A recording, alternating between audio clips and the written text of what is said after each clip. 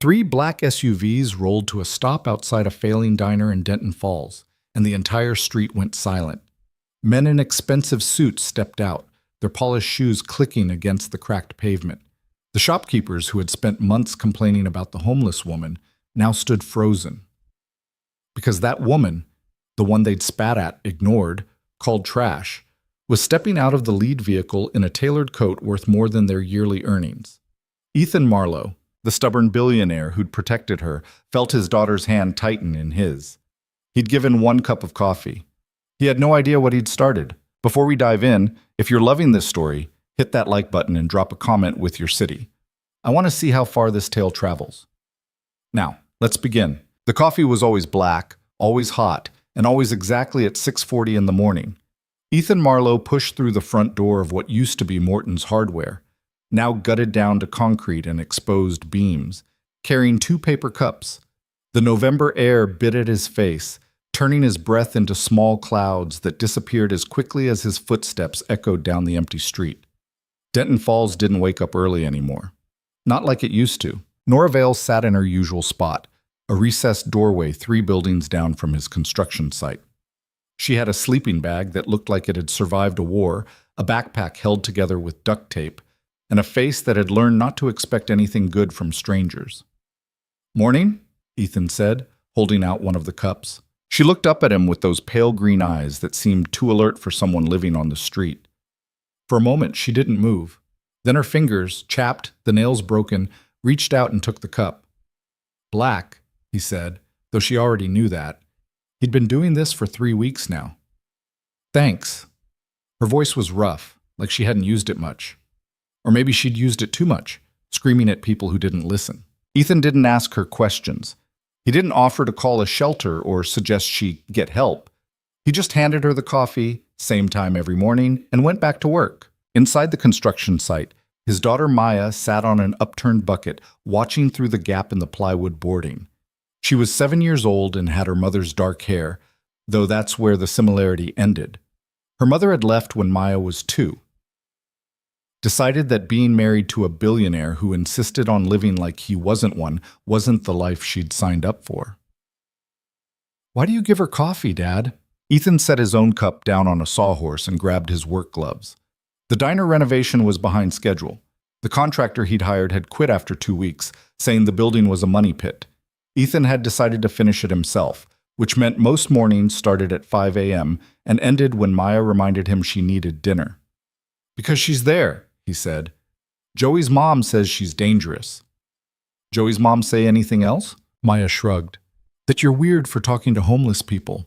That you should sell this place and stop pretending you're normal." Ethan pulled on his gloves and looked at his daughter. She had paint on her jeans from helping him last week, and her sneakers had a hole forming near the toe. He could buy her 100 pairs of shoes. He could buy her a house on every continent. But he'd learned the hard way that money didn't make people less lonely, and it sure as hell didn't teach them how to be decent. "You think I'm pretending?" "I think you're stubborn," Maya said, "like Grandpa." Ethan's father had owned a chain of diners across the Midwest before selling them for enough money to retire 5 times over. He'd taught Ethan that work mattered more than wealth, that a man who couldn't make something with his own hands was just a guy with a bank account. Then he died of a heart attack at 63, still working the grill at the last diner he refused to sell. "Your grandpa would have liked Nora," Ethan said. "You don't even know her." "Don't need to." He grabbed a crowbar and went to work on the old counter. The wood was rotted through in places, scarred by decades of hot plates and spilled coffee. This building had been Morton's Hardware for 40 years before the old man died, and his kids sold it off. Then it sat empty for another 10, slowly falling apart while the neighborhood around it did the same. Ethan had bought it for cash 6 months ago. People thought he was insane. Maybe they were right. The truth was, he didn't know what the hell he was doing. He'd made his fortune in tech, sold a company at 28, invested smart, and woke up one day to realize he had more money than he could spend in 3 lifetimes, and absolutely nothing that mattered. So he'd moved to Denton Falls, bought a normal house, on a normal street, and enrolled Maya in public school. He wanted her to grow up around real people with real problems, not the kind of bubble-wrapped existence he'd had after the money came. The diner was supposed to be simple. Buy a building, fix it up, hire some locals, serve decent food at fair prices. A place where people could sit down and feel like they belonged. Instead, it had turned into a nightmare of permits, zoning disputes, and neighbors who thought a diner would bring in the wrong element, which apparently meant anyone who didn't drive a late model SUV and have a lawn service. The door creaked open behind him. "Mr. Marlowe?" Ethan turned. A man in his 50s stood in the doorway, wearing a jacket with Denton Falls Business Association embroidered on the chest. Dale Kramer. He owned the sporting goods store 2 blocks over and apparently considered himself the neighborhood's unofficial mayor. "It's Ethan." "Right, Ethan." Dale stepped inside, looking around at the construction mess with barely concealed disgust. "Got a minute?" "Not really." "This won't take long." Dale pulled out his phone, scrolled for a second, then turned the screen to face Ethan. It showed a photo of Nora sitting in her doorway, wrapped in her sleeping bag. "We need to talk about your friend." Ethan set down the crowbar. "She's not bothering anyone." "She's bothering my customers. I've had 3 people this week say they don't feel safe walking past her." "Then they can walk on the other side of the street." Dale's jaw tightened. "You're not taking this seriously." "You're right, I'm not. Look, I get it. You're new here. You want to make a difference. Very noble. But this neighborhood has standards. We've worked hard to clean things up, attract the right kind of businesses, make it somewhere families want to be. And homeless people don't fit that vision." "I didn't say that." "You didn't have to." Dale put his phone away and crossed his arms. "The Business Association is filing a complaint with the city. Loitering, public nuisance, health code violations. If she doesn't move on voluntarily, we'll get the police involved." "She's not breaking any laws." "Maybe not, but you are." Dale gestured at the construction site around them. "I pulled your permits. You're 3 inspections behind, you don't have a licensed contractor on record, and the fire marshal says your electrical work is substandard. Keep defending the vagrant, and I'll make sure the city shuts this whole project down." Ethan felt something cold settle in his chest. Not fear, anger. "Get out of my building." "Excuse me?" "You heard me. Get the fuck out." Dale's face went red. "You're making a mistake." "Wouldn't be my first." After Dale left, Maya walked over and stood next to her father. She didn't say anything for a while, just looked at the half-demolished counter. "Are we in trouble?" she finally asked. "Maybe." "Because of the coffee lady?" Ethan put his hand on his daughter's shoulder. "Because some people think being poor is a crime." "That's stupid." "Yeah, it is. Much." The next morning at 6:40, Ethan walked out with 2 cups of coffee and found a security guard standing in front of Nora's doorway. The guy was young, maybe 25, wearing a uniform from one of those rent-a-cop companies that patrol shopping centers. He had his arms crossed and was blocking Nora from view. "Sir, I'm going to have to ask you to keep moving." Ethan stopped. "Who hired you?" "That's not your concern." "The hell it's not. This is a public sidewalk. I have authorization from the property owner to remove trespassers." Ethan looked past him. Nora was sitting with her back against the door, her sleeping bag pulled up to her chin. She wasn't looking at either of them. She was looking at the ground, like she'd learned a long time ago that eye contact just made things worse. "She's not trespassing," Ethan said. "She's been warned multiple times. If she doesn't leave voluntarily, I'm authorized to use reasonable force." Something in Ethan's chest went tight. He set the coffee cups down on the ground and took a step forward. "Touch her, and I'll break your arm." The guard's hand moved to his belt, where a canister of pepper spray hung in a leather holster. "Sir, I'm going to need you to back up." "Make me." They stood there for 5 seconds that felt like an hour. The street was starting to wake up, cars passing, someone opening a shop across the way. People were watching now. Ethan could feel their eyes, could sense the judgment forming. Here was the crazy billionaire making a scene over some homeless woman. Let them watch. "There a problem here?" A Denton Falls police cruiser had pulled up to the curb. Officer Ramirez got out, a guy Ethan recognized from the school drop-off line. He had a daughter in Maya's grade. "This man is interfering with private security," the guard said. Ramirez looked at Ethan, then at Nora, then back at the guard. "You got paperwork showing you're authorized to be here?" "It's with my supervisor, so that's a no." Ramirez walked over to where Nora was sitting. "Ma'am, you okay?" She nodded without looking up. "Anyone threaten you?" She shook her head. Ramirez turned back to the guard. City ordinance says she can sit here long as she's not blocking foot traffic or creating a hazard. You want her gone, you need a court order. Till then, you're the one who needs to move along. The guard started to argue, then thought better of it. He shot Ethan a look that promised this wasn't over, then walked back toward the sporting goods store. After he left, Ramirez came over to Ethan. You trying to make enemies? Not trying, just seems to be happening. Dale Kramer's got connections. City council, mayor's office. You keep pissing him off, you're going to find your life gets real complicated real fast. Seems like it's already complicated. Ramirez nodded toward Nora. You know anything about her? No. Don't want to? Not my business. But giving her coffee every morning is. Ethan picked up the cups he'd set down. One had spilled a little, soaking into the concrete. You got a problem with that? No, I got a problem with you getting yourself hurt over something that's not going to end well. Ramirez lowered his voice. Between you and me? I agree with what you're doing, but the people who run this town, they don't. And they're going to make you pay for it. Let them try.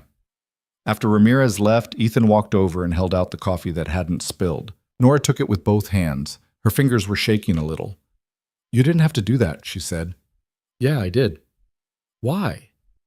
It was the first real question she'd ever asked him. In 3 weeks of morning coffee, she'd never asked why he did it, never asked who he was or what he wanted. She'd just taken the cup and thanked him and let him walk away. Ethan didn't have a good answer, or maybe he had too many answers, none of them simple enough to explain. Because nobody else will, he finally said. She looked up at him then, really looked at him, and for a second he saw something in her eyes that wasn't defeat or fear or the blank acceptance of someone who'd given up. It was something sharper, calculating. Then it was gone, and she was just a tired woman with a cup of cooling coffee. Thank you, she said. Ethan went back inside to find Maya watching from the window again. Is she going to be okay? His daughter asked. I don't know. Are you? That stopped him. Maya had her mother's way of asking questions that cut straight through the bullshit. Yeah, kiddo, I'm going to be fine. Joey's mom says you're going to lose all your money trying to save people who don't want to be saved. Joey's mom talks a lot. She says it's sad. That you're sad because mom left, and now you're trying to fix broken things because you couldn't fix your marriage. Ethan crouched down so he was eye level with his daughter. You think that's what I'm doing? Maya shrugged. I think you're nice. And I think nice people get hurt a lot. Maybe, but mean people hurt people on purpose. I'd rather be hurt than be the one doing the hurting. Even if it means we lose the diner? Even then. She thought about that for a while, then nodded. Okay, but if we lose it, can we at least get pizza for dinner? The good kind, not the frozen stuff. Ethan laughed, pulled her into a hug, and tried not to think about how much truth there was in what Joey's mom had said. The threats started 2 days later. First, the building inspector showed up unannounced and found a dozen violations that definitely hadn't been there before. Then the fire marshal condemned the electrical panel, which meant no power until Ethan hired a licensed electrician to rewire the entire building. Then the health department flagged the plumbing as a biohazard risk. Each citation came with a fine. Each fine came with a deadline. And each deadline was designed to make it impossible to fix everything in time. Ethan knew what was happening. This was how the system worked when you didn't play along. You could have all the money in the world, but if the people running the city wanted you gone, they'd bury you in paperwork until you gave up. He hired lawyers. He filed appeals. He paid the fines and fixed the violations and showed up to every hearing with documentation proving he'd done everything by the book. It didn't matter. The permits got lost. The inspections got delayed. The approval process that should have taken days stretched into weeks. And every morning at 6:40, Ethan walked out with 2 cups of coffee and found Nora sitting in that doorway, watching the neighborhood wake up with those pale green eyes that never missed anything. You should stop, she said one morning. Stop what? This. Whatever you're trying to prove. I'm not trying to prove anything. Then you're stupider than you look. It was the most she'd said to him in a month. Ethan sat down on the curb across from her, something he'd never done before. The coffee was still hot enough to burn his tongue. Why do you care? He asked. I don't. Bullshit. She almost smiled at that. Almost. You're gonna lose. Maybe. Definitely. Dale Kramer's got the mayor in his pocket. The business association owns half the city council. You're one guy with a checkbook and a stubborn streak. That's not enough. You know a lot about local politics for someone living on the street. You learn to pay attention when you don't have anywhere to hide. Ethan took a sip of his coffee. Across the street, Dale's sporting goods store was opening for the day. He could see Dale through the window, talking on the phone, probably to another city official he was calling in a favor from. "What's your story?" Ethan asked. Nora's expression went flat. "None of your business." "Fair enough." They sat in silence for a while. A few cars passed. A woman walking her dog crossed to the other side of the street when she saw Nora. Like poverty was contagious. "I had a daughter," Nora said suddenly. Ethan looked at her, but she was staring straight ahead. "She'd be about your girl's age now, 8, maybe 9. "What happened?" "What do you think happened? I made bad choices, trusted the wrong people, ended up somewhere I couldn't get out of. System took her, said I was unfit. Maybe they were right. You ever try to get her back?" "Every day for 3 years, then I stopped. Figured she was better off without me." "You believe that?" "Doesn't matter what I believe. It's done." Ethan wanted to say something helpful, something that would make it better, but he'd learned that lesson already. Some pain didn't have a solution. Some broken things stayed broken. "I'm sorry," he said. "Yeah, me too." She stood up, started gathering her things, the sleeping bag, the backpack, the few possessions that made up her entire life. "Where are you going?" "Somewhere else. You don't need this shit following you around." "Wait." But she was already walking away, the sleeping bag rolled up under her arm, moving with the practiced efficiency of someone who'd done this too many times. Ethan watched her turn the corner and disappear. He sat there on the curb with 2 cups of coffee, one of them going cold in his hand, and felt like he'd just failed some test he hadn't known he was taking. "What?" Maya asked about Nora that night. "She's gone," Ethan said. "Why?" "Because she didn't want to cause me any more trouble." "That's dumb. It's not her fault people are mean." "No, it's not." They were eating dinner at the small table in their kitchen, spaghetti from a box, garlic bread from the freezer. The house was a 2-bedroom ranch on a street lined with similar houses, all of them built in the 70s and starting to show their age. Ethan could have bought something bigger, newer, in one of the gated communities on the edge of town. But Maya had liked this house because it had a tree in the backyard she could climb. "Are you going to look for her?" Maya asked. "I don't know where to look." "You could ask the police. They just tell me she's not missing. Adults are allowed to go wherever they want." "Even if it's dangerous?" Even then, Maya twirled spaghetti around her fork, thinking, Joey's mom says homeless people choose to be homeless, that if they really wanted to stop, they could. Joey's mom doesn't know what the hell she's talking about. Dad, language. "Sorry, but it's true. People don't choose to lose everything. They choose to survive the best way they can with what they've got left."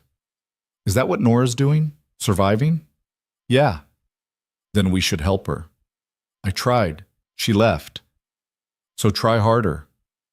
Ethan looked at his daughter, this 7-year-old kid with spaghetti sauce on her chin and a sense of right and wrong that somehow hadn't been beaten out of her yet by the world.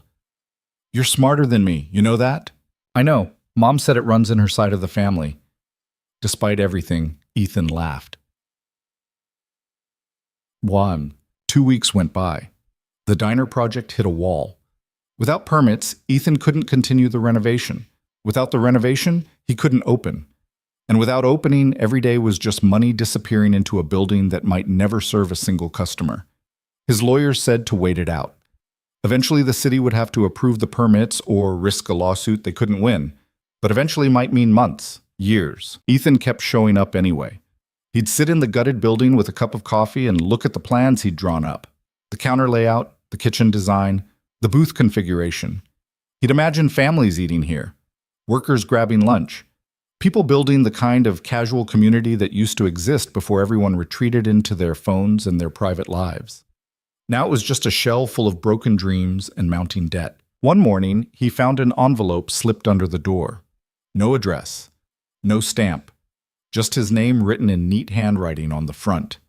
Inside was a single piece of paper with 2 words, Thank you. And underneath, in smaller letters, for seeing me. Ethan read it 3 times, then 4. The handwriting was careful, deliberate, not the scrawl of someone who'd given up. The handwriting of someone who still believed words mattered. He folded the note and put it in his pocket. That night, lying in bed, he kept thinking about what Nora had said, about having a daughter she'd lost, about making bad choices and trusting the wrong people, about a system that decided she was unfit and took away the one thing that mattered. He thought about Maya, asleep in the next room, her nightlight casting shadows on the wall. What would he do if someone tried to take her away? What laws would he break? What lines would he cross? All of them, every single one. Maybe that's what Nora had done too. Maybe her bad choices were just a parent's desperate choices made in impossible circumstances. Or maybe he was projecting. Maybe he wanted her to be salvageable because it proved something about the world. That broken people could be fixed, that kindness mattered, that the system hadn't won. He didn't know. What he did know was that he hadn't felt this angry in a long time. Not sad, not defeated. Angry. The kind of anger that came from watching people with power use it to hurt people without any. The kind of anger that made you want to burn things down instead of building them up. He got out of bed and went to his home office. The computer was already on. He opened his email and started typing. To Denton Falls City Council. From Ethan Marlowe. Subject, Public Records Request. He requested every email, memo, and document related to the permits for his building. Every communication between the building inspector, the fire marshal, the health department, and the business association. Every citation, every violation, every delay. If they wanted to bury him in paperwork, he'd return the favor. Then he opened a second email. To Marcus Webb, attorney. Subject, need your help. Marcus was a guy Ethan had gone to college with, back before the money. He'd become a civil rights lawyer, the kind who took on cases nobody else would touch. Police misconduct, housing discrimination, government corruption. They hadn't talked in 5 years. Ethan explained the situation, the diner, the permits, the woman on the street, the security guard, the threats. He laid it all out in detail, then added one more line. I want to fight this. Whatever it takes. He hit send before he could second-guess himself. Then he poured a drink, whiskey, neat, and sat on his back porch watching the tree in his yard sway in the wind. Maya had named it Gerald for reasons she'd never explained. It was a good tree, strong, old enough to have survived a lot of seasons. Ethan hoped he could do the same. The next morning at 6:40, he walked out with 1 cup of coffee. The doorway where Nora used to sit was empty. Someone had power washed the concrete, removing the stains and the chalk marks and any evidence that a person had lived there. Ethan stood there for a long time, holding the coffee that was meant for someone who was gone. Then he heard footsteps behind him. Mr. Marlowe. He turned. Dale Kramer was standing there with 2 other men from the business association. All of them had the satisfied expressions of people who'd won something they thought they deserved. She's gone, Dale said. Took care of itself. Now we can all move forward like civilized people. Ethan set the coffee cup down on the ground, right in the middle of the doorway where Nora used to sit. Fuck you, Dale. Dale's smile faltered. Excuse me? You heard me. Fuck you, and fuck everyone who thinks making a woman disappear is something to be proud of. We didn't make her do anything. You made her feel so unwelcome, so worthless, that leaving seemed like the better option. You did that, all of you. Ethan looked at the other men. You're going to stand there and tell me you're proud of that? One of them shifted uncomfortably. The other looked away. Dale's face was turning red again. You need to watch how you talk to people. Or what? You'll shut down my diner? Already doing that. You'll turn the city against me? Already done. What else you got, Dale? What other petty bullshit you going to throw at someone who just wanted to run a restaurant and treat people decent? You're making a scene. Good. Let everyone see. A small crowd had gathered. People on their way to work. Shopkeepers opening up. A few regulars from the coffee shop down the street. Ethan recognized some of them. Neighbors who'd smiled and waved when he first moved to town, back when they didn't know he was going to be a problem. You all okay with this? Ethan asked them. You okay with running off someone because they didn't fit your idea of what belongs in this neighborhood? Nobody answered. That woman never hurt anyone, never asked for anything, just sat in a doorway and tried to survive. And you, he pointed at Dale, you decided that was too much, that her existence was offensive, that making her disappear was worth celebrating. She was bad for business. She was a person. Ethan's voice cracked. He didn't care. She had a name. She had a life. She had a daughter she lost, and pain you can't imagine. And you treated her like trash because it was easier than seeing her as human. The crowd was silent now. Ethan could feel their discomfort, their desire to be anywhere else. Good. Let them squirm. I'm done being polite about this, he said. I'm done pretending that the way this town treats people is okay. You want to shut down my diner? Do it. You want to run me out of town? Try. But I'm not apologizing for treating another person with basic fucking decency. He picked up the coffee cup and walked back to his building, leaving Dale and the others standing there with nothing to say. Inside, Maya was waiting. You said the F word, she said. I know. I'll put $1 in the swear jar. You said it twice. That's $2. Fair enough. She walked over and hugged him, her small arms barely reaching around his waist. I'm proud of you, Dad. Ethan closed his eyes and held his daughter and tried not to think about the other daughter, the one Nora had lost, and whether anyone had ever hugged her like this and told her she was loved. The fight wasn't over. It was just beginning. The lawsuit hit 3 days after Ethan's outburst on the street. Dale Kramer and the Business Association filed a civil complaint alleging harassment, defamation, and interference with business operations. They were seeking damages, a restraining order, and immediate cessation of all construction on the diner property. Marcus Webb called that evening. They're not playing around, he said. His voice had that lawyer flatness that meant bad news delivered professionally. This is designed to drain your resources. Even if we win, you're looking at months of legal fees and depositions. Ethan sat at his kitchen table with the complaint spread out in front of him. 23 pages of legal language that boiled down to one thing: shut up and go away. What are our chances? In court? Probably good. You didn't actually defame anyone. Truth is an absolute defense, but that's not the point. The point is to make this expensive and public enough that you give up. I'm not giving up. I know. That's why I already filed our response. But Ethan, you need to understand what you're walking into. These people have money, connections, and a lot to lose if you make them look bad. They're going to come at you with everything. Let them. Maya was doing homework at the other end of the table, pretending not to listen. She'd gotten good at that, acting like the adult conversations didn't bother her while her pencil pressed harder into the paper with each word she heard. After Marcus hung up, Ethan closed the lawsuit and pushed it aside. How's the math homework? Fine, Maya said without looking up. Need help? No. Maya. She set down her pencil. Are we going to lose our house? What? No. Where'd you hear that? Joey said his mom said that lawsuits cost a lot of money, and sometimes people lose their houses. Ethan pulled his chair around next to hers. Joey's mom needs a hobby that doesn't involve talking about other people's business. So we're not going to lose the house? No, I promise. What about the diner? That was harder to answer. The truth was he didn't know. The permits were still stuck, the legal fees were mounting, and every day the building sat empty was money down a hole. He had enough saved to weather this for a while, but eventually even a billionaire runs out of patience when the money's only flowing one direction. I don't know, he said finally. Maybe. Because of Nora? No, because some people think they own this town and anyone who disagrees is a threat. Maya picked up her pencil again, tapping it against her notebook. Do you think she's okay? I hope so. But you don't know. No, I don't. That's sad. Yeah, it is. She went back to her homework, and Ethan went back to staring at the lawsuit, and neither of them said what they were both thinking, that kindness was supposed to matter, and it was fucked up that the world punished you for it. The next morning, Ethan skipped the coffee routine. There was no point. Nora was gone, the doorway was empty, and standing there with a cup meant for someone who'd disappeared felt like mourning something he'd never actually had.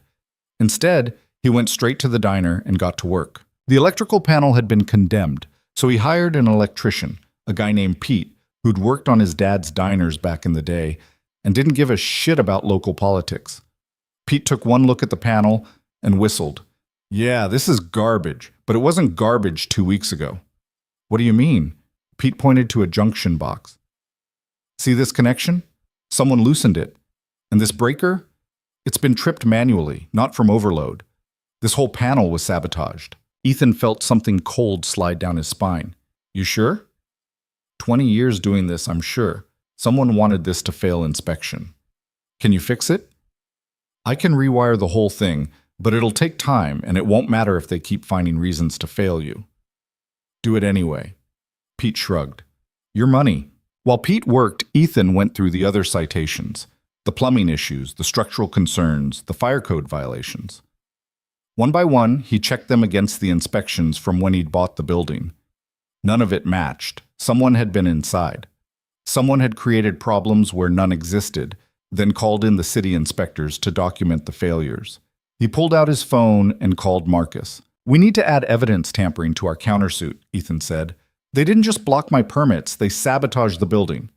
Can you prove it? I'm working on it. Work faster. Our preliminary hearing is in 2 weeks. After Marcus hung up, Ethan stood in the middle of the gutted diner and tried to figure out his next move. He could install cameras, hire security, turn this place into a fortress. But that felt like admitting defeat, like accepting that the world was full of people who'd rather destroy things than let someone build something good.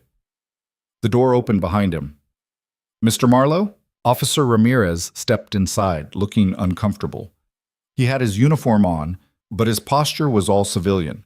Hands in pockets, shoulders relaxed. It's Ethan. Right, listen, I'm not here officially. Just wanted to give you a heads up. About what? Dale's been talking to the chief.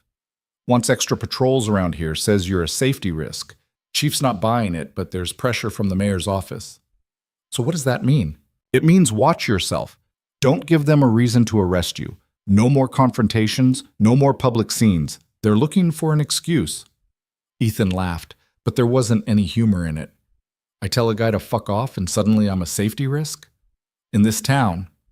Yeah. You're not from here, you don't play by the rules, and you made them look bad in front of people. That's unforgivable. What about Nora? Anyone looking for her?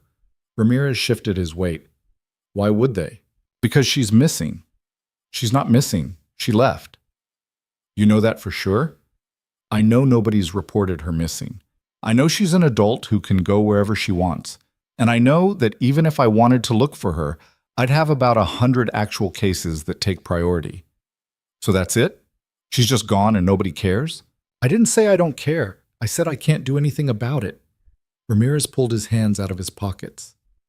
Look, between you and me, I think what you did was right. Giving her coffee, standing up to that rent-a-cop, calling out the business association, all of it. But right doesn't win fights in Denton Falls. Money does. Connections do. And you're running out of both. I've got plenty of money. Not the kind that matters.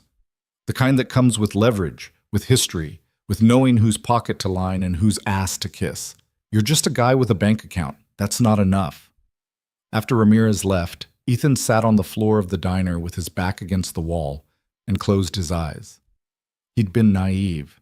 He'd thought that buying a building and working hard and treating people decently would be enough, that the world rewarded merit and effort and basic human kindness. But the world didn't work that way. It rewarded the people who already had power and punished anyone who threatened it. And Ethan had made the mistake of thinking his money could insulate him from that reality. His phone buzzed, a text from Maya's school.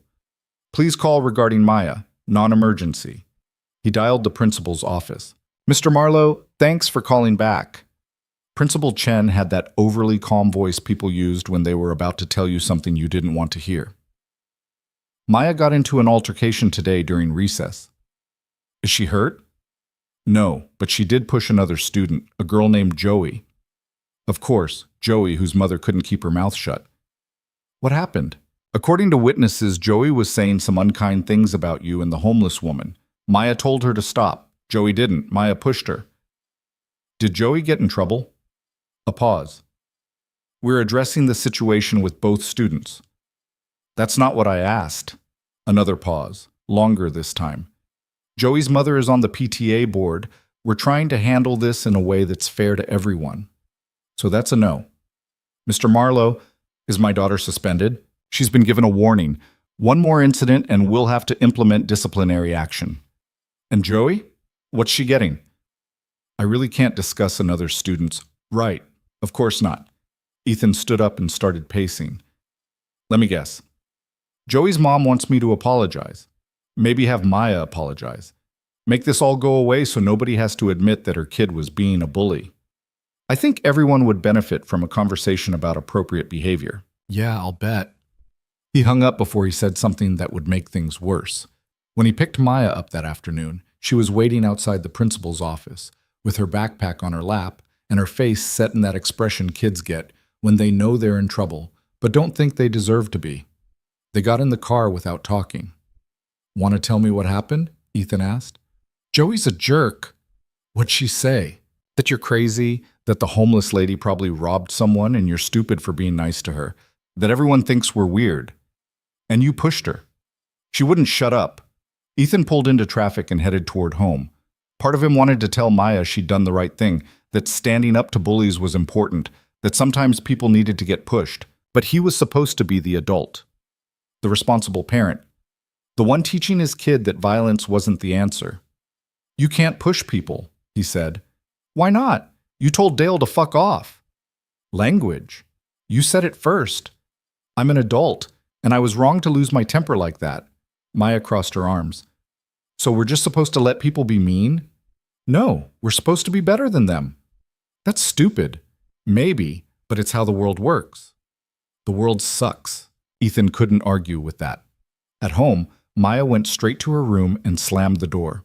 Ethan made dinner, grilled cheese and tomato soup, the kind of meal you make when you're too tired to try, and ate it standing up at the counter. His phone rang. Marcus again. We got the public records back, the lawyer said. You were right. There's email correspondence between Dale and the building inspector. Nothing explicit, but enough to show coordination. They were looking for reasons to fail you before the inspections even happened. That's evidence. It's suggestive, but it's not proof of sabotage. We'd need to show that someone physically entered your property and damaged things. I'm installing cameras tonight. Good. But Ethan, even with evidence, this is a long fight. You need to be prepared for that. I am. Are you? Because from where I'm sitting, it looks like you're fighting a war on 3 fronts. The lawsuit, the permits, and now your daughter's getting blowback at school. At some point, you have to ask yourself if it's worth it. It's worth it.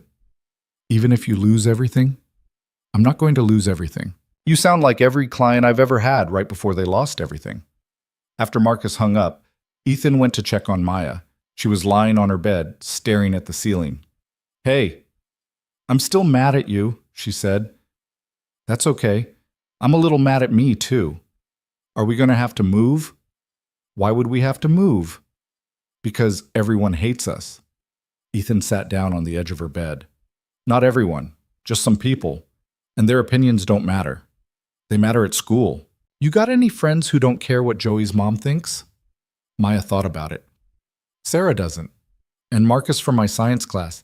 He said his dad thinks you're cool for standing up to Mr. Kramer. See? Not everyone. But most people. Yeah, most people. He looked at his daughter, this kid who was learning way too young that the world wasn't fair and that doing the right thing often meant standing alone. I'm sorry you're going through this. It's not your fault. Kind of is. I'm the one who decided to make a stand. Would you do it different? I don't know. Maybe I should have been smarter about it, found a way to help Nora without making enemies. Is there a way to do that? Probably not. They sat in silence for a while. Outside, the sun was setting, turning the sky orange and purple. Gerald the tree swayed in the wind, its branches creaking. Dad? Yeah? Do you think she's dead? The question hit him like a punch. What? No. Why would you think that? Because people don't just disappear. Something happens to them. She left on her own, Maya. She wrote me a note. But you don't know where she went. You don't know if she's safe. No, I don't. Doesn't that scare you? It did. More than he wanted to admit, because Maya was right. People didn't just vanish. They went somewhere, and that somewhere was either better or worse than where they'd been.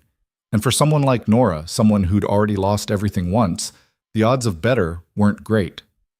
Yeah, he said, it scares me. Then why aren't you looking for her? Because I don't know how. You have money. You could hire someone. It was such a simple, logical solution that Ethan felt stupid for not thinking of it himself. He'd been so focused on fighting Dale and saving the diner that he'd forgotten the person who'd started this whole mess. Not a mess. A fight. A choice. "You're right," he said. "I'll call someone tomorrow." "Promise?" "Promise." Maya rolled over and hugged him, her face pressed against his shoulder. "I hope she's okay."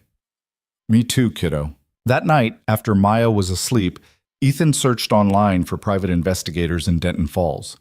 There were 3 listings. 2 had websites that looked like they'd been built in 1997. The third had a phone number and nothing else. He called that one. "Yeah," a woman's voice, rough from cigarettes or whiskey or both. "I'm looking for someone." "Missing person?" "Sort of. She left on her own, but I need to know she's safe." "Police won't help you?" "Police don't care." A long pause, then the sound of a lighter clicking. "Name's Rita. Give me the details." Ethan told her about Nora. The doorway, the coffee, the note, the last time he'd seen her. He didn't mention the diner or the lawsuit or Dale Kramer. Just the facts. "You got a picture?" "No." "Name? Date of birth? Social security number?" "Just her first name. Nora." Rita laughed, but it wasn't a happy sound. "You want me to find a homeless woman named Nora with no picture, no ID, and no last known address? Can you do it?" "For the right price, I can try. But I'm going to tell you right now, odds are she doesn't want to be found. People who leave notes and disappear usually have good reasons." "I know, I just need to know she's okay. And if she's not, then I need to know that too." Rita quoted him a price that was probably double what the job was worth. Ethan didn't care. "I'll send you a retainer in the morning. Start wherever you think makes sense. You're not going to ask about my credentials?" "Should I?" "Most people do." "Are you good at your job?" "Good enough." "Then that's all I need to know." After he hung up, Ethan poured himself another drink and sat on the back porch. The night was cold, the kind of November cold that promised winter was coming and didn't care if you were ready. He thought about Nora's note. "Thank you for seeing me." Such a simple thing. Being seen. Being acknowledged as a person who mattered. He'd given her coffee and stood up to a security guard, and that was it. That was the sum total of his heroism. And somehow it had spiraled into lawsuits and sabotage, and his daughter getting into fights at school. Was it worth it? Marcus's question kept bouncing around his head. At some point, you have to ask yourself if it's worth it. The problem was, he didn't know how to measure worth. Was Nora's dignity worth more than Maya's social standing? Was standing up to bullies worth more than the diner opening on time? Was being right worth more than being smart? There weren't easy answers. There probably weren't any answers at all. But giving up felt like betraying something fundamental. Not just Nora, but the idea that people deserve basic decency, regardless of their circumstances. That wealth and power didn't give you the right to erase the inconvenient. His phone buzzed. A text from an unknown number. "Stop asking questions or you'll regret it." Ethan stared at the message.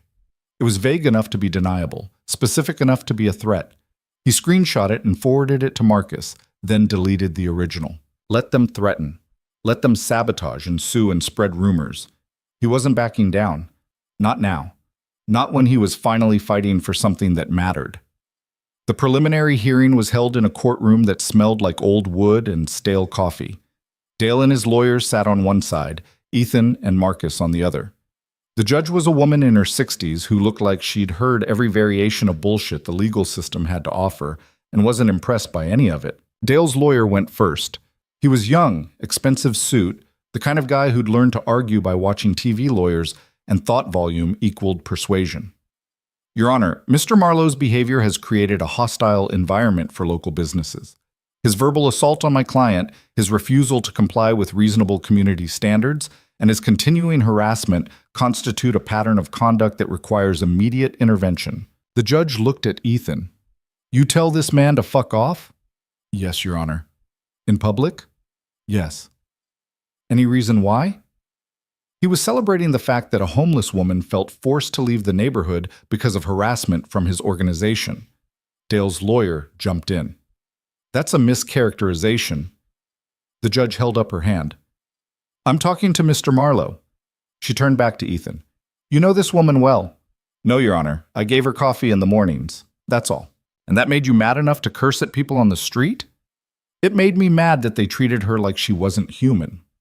The judge leaned back in her chair. Mr. Webb, your client have anything else to add?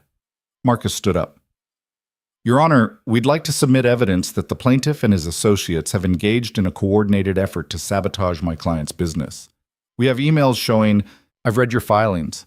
The emails are suggestive but not conclusive. She looked at Dale's lawyer. That said, your defamation claim is weak. Truth is a defense, and nothing Mr. Marlowe said rises to the level of actionable slander. Your Honor, the emotional distress, save it. Here's what's going to happen. Both of you are going to go home and think about whether you really want to spend the next year of your lives in my courtroom fighting over hurt feelings. Mr. Marlowe, stop cursing at people. Mr. Kramer, stop filing frivolous lawsuits. And both of you find a way to coexist like adults. Your Honor, Dale's lawyer tried again. We're done. Case dismissed without prejudice, which means either of you can refile if you really want to waste more money. But I'm telling you now, it'll go the same way. She banged her gavel. Next case. Outside the courthouse, Marcus was grinning. That went better than expected. They can still refile. They won't. The judge basically called it bullshit. If they try again, she'll sanction them. So, we won? You survived. That's not the same as winning, but it's not losing either. Ethan looked across the courthouse steps to where Dale and his lawyers were standing in a tight circle, clearly arguing about what to do next. Dale caught his eye, and the look he gave Ethan was pure hatred. This wasn't over. 2 days later, Rita called. I found something. Ethan was at the diner, watching Pete finish the electrical work. He stepped outside so he could hear better. What'd you find? Your girl Nora. She's not homeless. Or at least she wasn't always. Found a Nora Vale in county records. Eviction notice from 3 years ago. Couple of court appearances for unpaid fines. Before that, she had a job at a medical billing company. What happened? Far as I can tell, husband died, insurance didn't cover the medical bills, she went into debt trying to keep her head above water, lost the apartment, lost custody of her daughter, fell through the cracks. Ethan felt something twist in his chest. You find where she is now? That's the weird part. She disappeared from the system about 2 weeks ago. No shelter check-ins, no arrests, no hospital visits. It's like she just vanished. People don't just vanish. Homeless people do, all the time. But here's the thing. I talked to a guy who runs a shelter downtown. He said a woman matching Nora's description came in about 10 days ago, stayed one night, then left with someone. Someone who? He didn't get a good look. Just said it was professional, like a social worker or something, but she left willingly. Can you find out more? I can try. But Ethan, I gotta tell you, this is starting to feel like more than just a missing person case. You sure you want me to keep digging? Why wouldn't I? Because sometimes the answers you find aren't the ones you want. After Rita hung up, Ethan stood outside the diner and watched the street. The same street where he'd given Nora coffee every morning. The same doorway where she'd sat, wrapped in that ratty sleeping bag, watching the world go by. She'd had a whole life, a job, a home, a daughter. And it had all fallen apart because her husband got sick and the system that was supposed to help had ground her into dust instead. And then she'd disappeared with someone who looked professional. That should have been good news. It should have meant she'd found help, found a way out. But something about it didn't sit right. He pulled out his phone and called Marcus. I need you to look into something. Marcus called back within the hour. What am I looking into? Ethan was still standing outside the diner watching the morning traffic crawl past. Nora Vale. I need to know if there's any record of where she went after she left the shelter. Social services, hospitals, anything. That's not really my area. I know, but you have access to databases I don't. And Rita's hitting walls. A pause. You're worried about her. Wouldn't you be? Honestly, I'd be more worried about you. You're getting obsessed with someone you barely know. She's not just someone. Then what is she? Ethan didn't have a good answer for that. Nora wasn't family, wasn't a friend, wasn't even really an acquaintance. She was a woman he'd given coffee to for a few weeks. That was it. Except it wasn't. Because somewhere in those quiet morning exchanges, she'd become something more, a reminder that people mattered even when the world decided they didn't. That seeing someone, really seeing them, was worth fighting for. She's someone who deserves better than disappearing and nobody giving a shit, Ethan said finally. Marcus sighed. I'll make some calls, but Ethan, you need to prepare yourself for the possibility that she doesn't want to be found. That wherever she went, it was her choice. Then I need to know that too.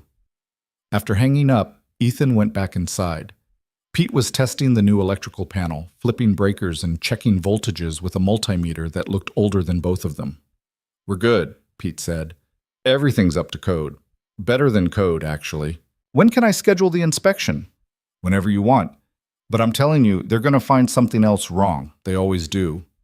Let them try. Pete packed up his tools and headed out, leaving Ethan alone in the gutted building. The space still looked like a war zone. Exposed studs, bare concrete, piles of debris in the corners. But the bones were good. The foundation was solid.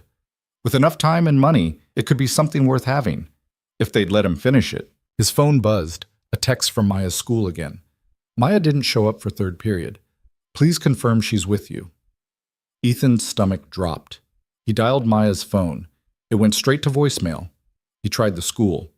Principal Chen answered on the third ring. Mr. Marlowe, is Maya with you? No. Where is she? She was marked present for homeroom and second period, but she didn't arrive for English. We've checked the bathrooms and the library. She's not on school grounds. Did anyone see her leave? Not that we're aware of. We're reviewing security footage now. Ethan was already moving toward his truck. Call me the second you find anything. He drove home first, hoping maybe she'd gotten sick and walked back. The house was empty, her backpack was gone, her room untouched from this morning. He called her phone again. Voicemail. Then he started driving, checking the route between school and home, scanning the sidewalks for any sign of her. His mind was racing through possibilities, each one worse than the last. She'd run away. She'd been taken. She'd been hurt. He forced himself to breathe, to think logically. Maya was smart. She wouldn't just disappear without a reason. And if she had run, she'd go somewhere she felt safe. The diner. He turned around and headed back, pushing the speed limit, running a yellow light that was already halfway to red.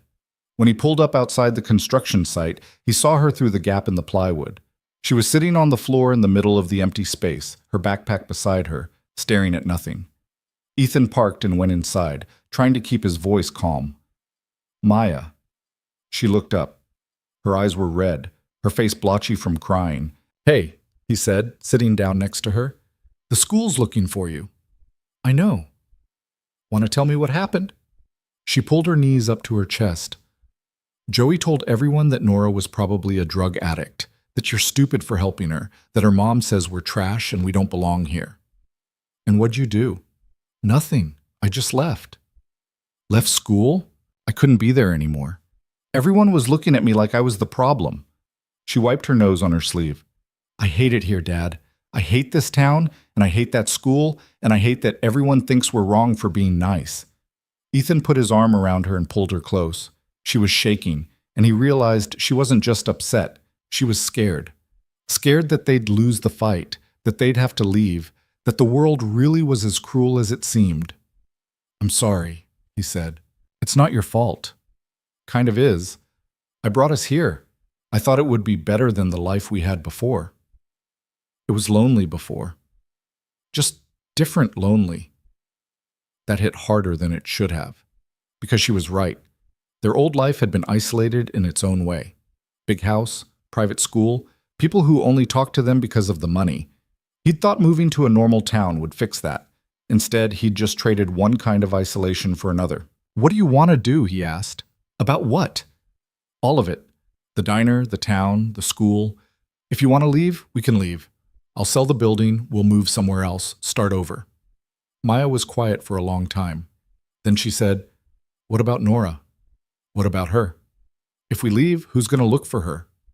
I hired someone, a private investigator. But you'll stop if we go, right? Because it won't matter anymore. Ethan hadn't thought about it that way, but she was right.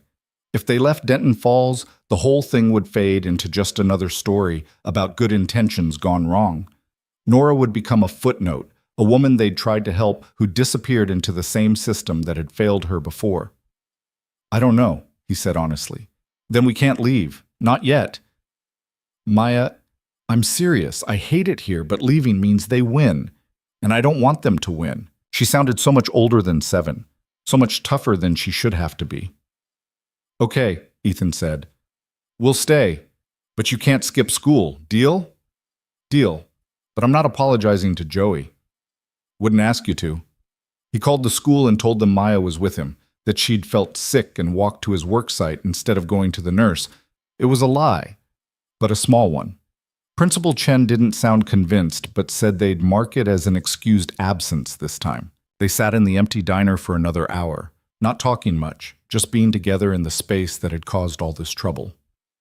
Eventually, Maya fell asleep with her head on his shoulder, exhausted from crying and fear and the weight of being a kid in an adult fight.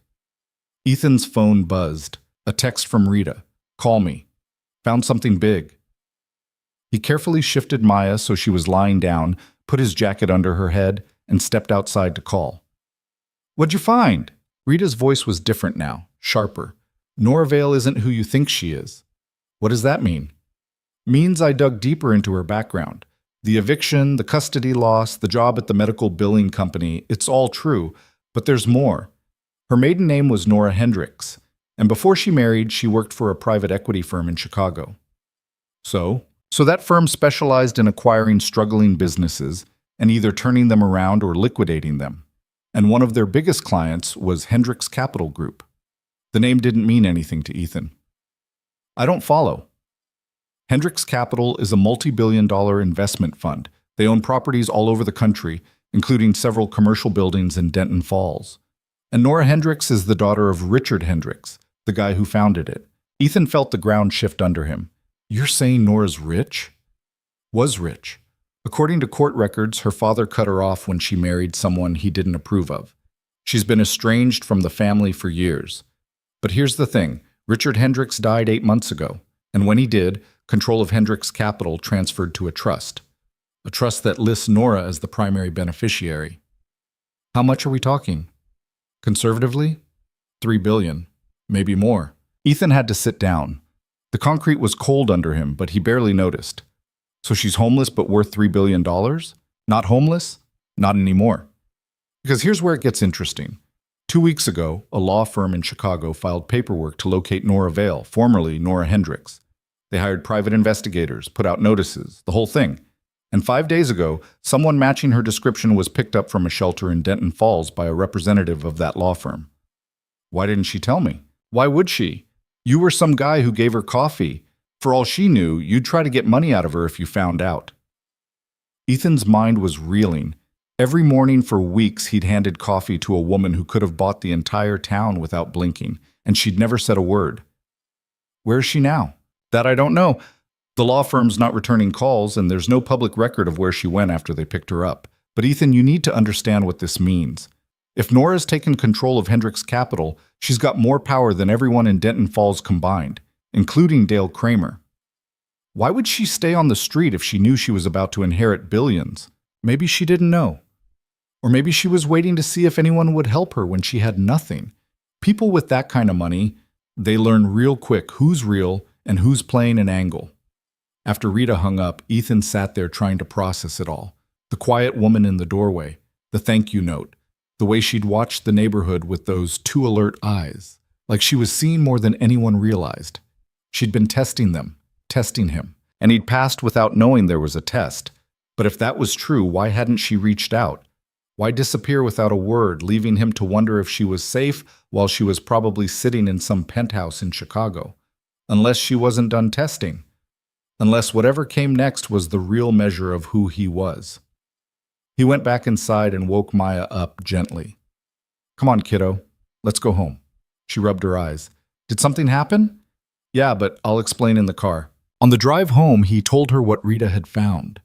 Maya listened without interrupting, her expression cycling through disbelief, confusion, and finally something that looked almost like relief. "So she's okay," Maya said. "Looks like it. And she's rich. Very rich.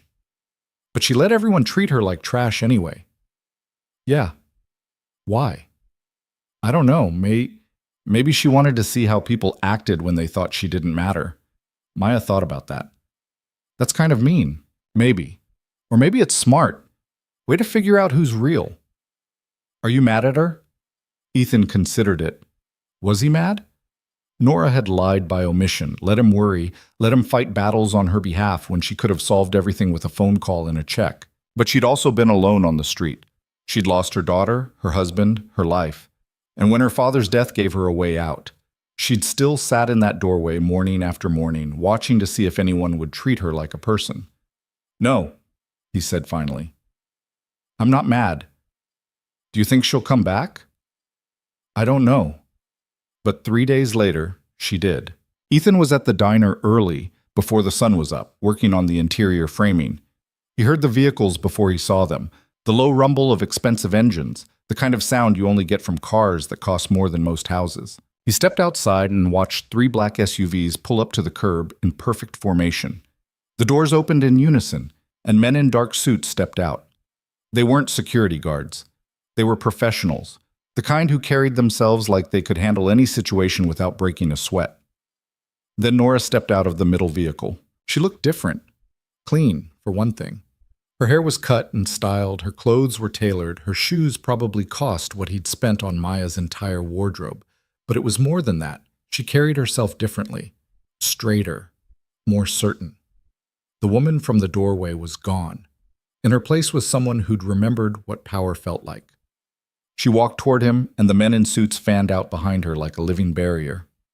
Hello, Ethan. Her voice was the same. That was the only thing that hadn't changed. Nora. He didn't know what else to say. The script for this conversation didn't exist. I'm sorry I left without explaining. You don't owe me an explanation. I think I do. She looked at the diner, at the construction mess visible through the door.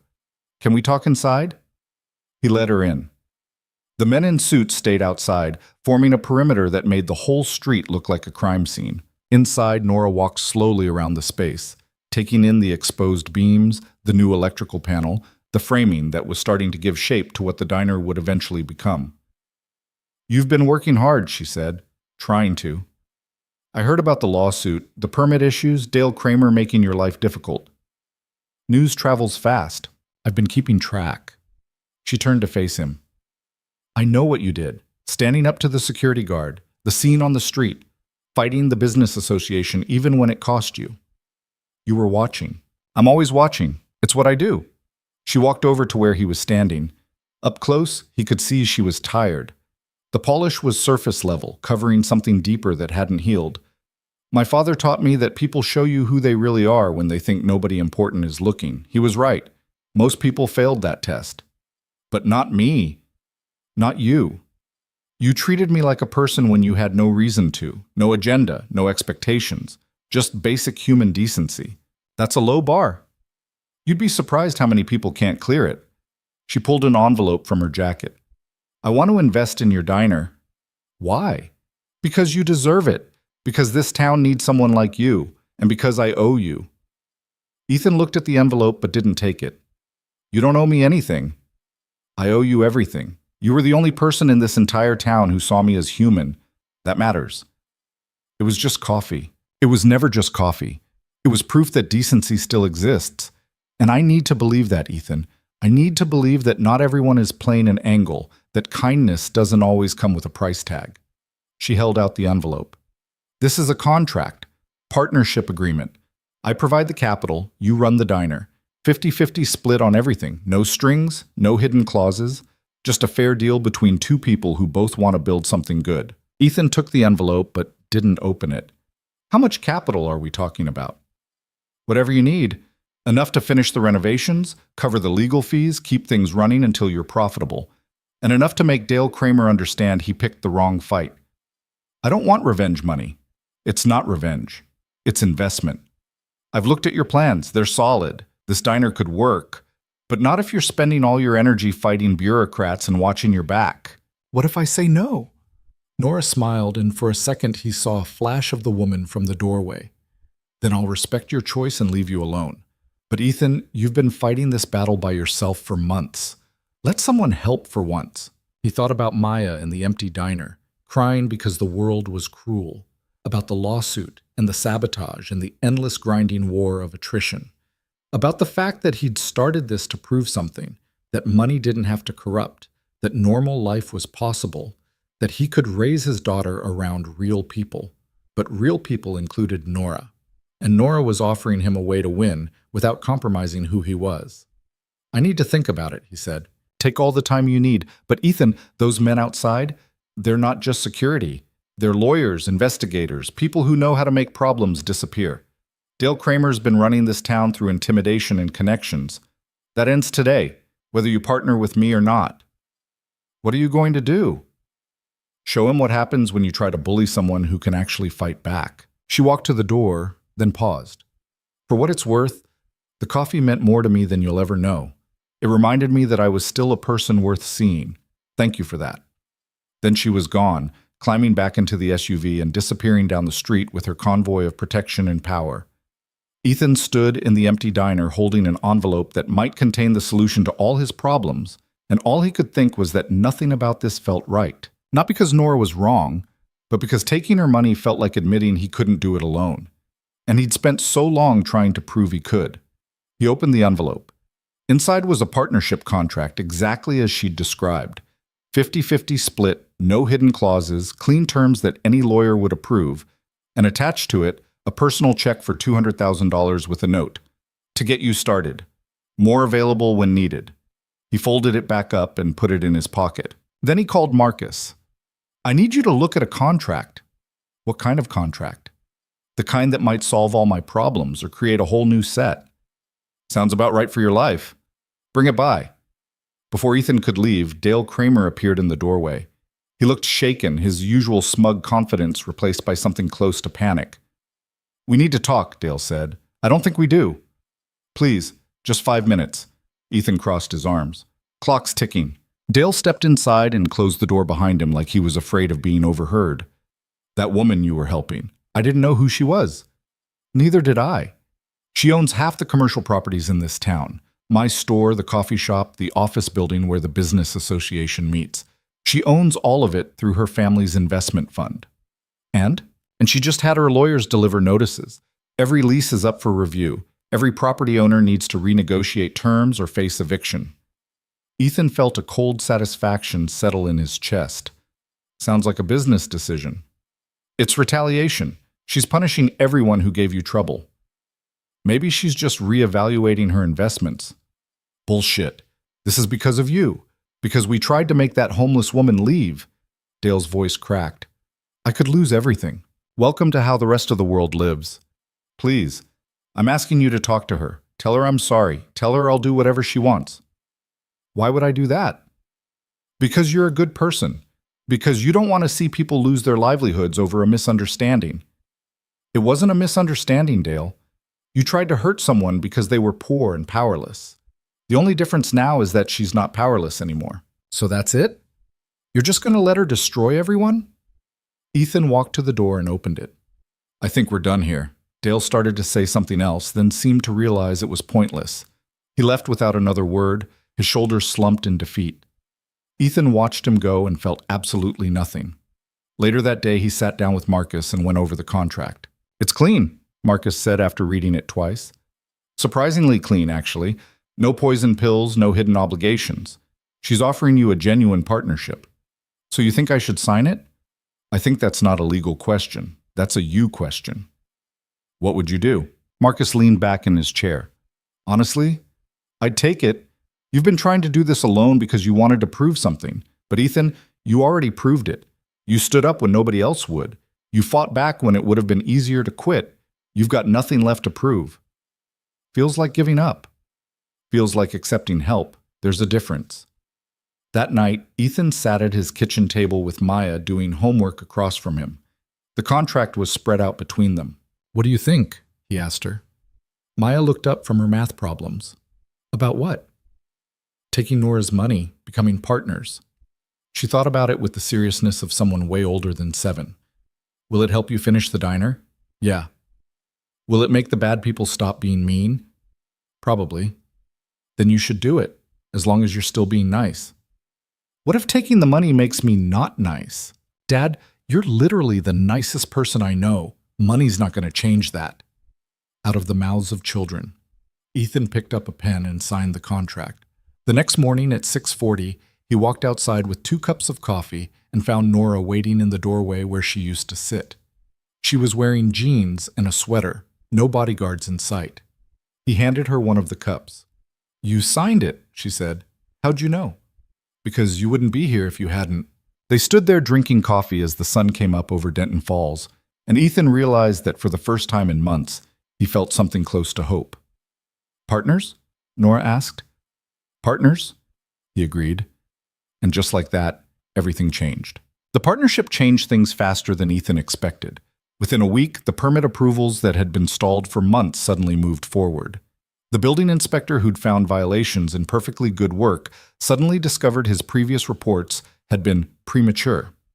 The fire marshal signed off on everything without comment. Even the health department, which had flagged the plumbing as a biohazard, sent a letter stating all concerns had been addressed. Ethan knew what had happened. Nora's lawyers had made it clear that fighting her was a losing proposition. The same people who'd bent the rules to hurt him were now bending them back to help. It should have felt like winning. Instead, it felt like confirmation that the system had always been broken. You just needed the right kind of power to make it work in your favor. "You're overthinking it," Marcus said when Ethan mentioned his concerns. They were standing in the diner, watching a crew Nora had hired install new flooring. Professional contractors this time, not Ethan doing everything himself with Pete's occasional help. "Am I? Because it feels like I spent months trying to do this the right way, and all it took was one billionaire making phone calls to fix everything. Welcome to how the world actually works." That's depressing. That's reality. You want to change the system, you need power. Nora's giving you power. Use it. But that was the problem. Ethan hadn't wanted power.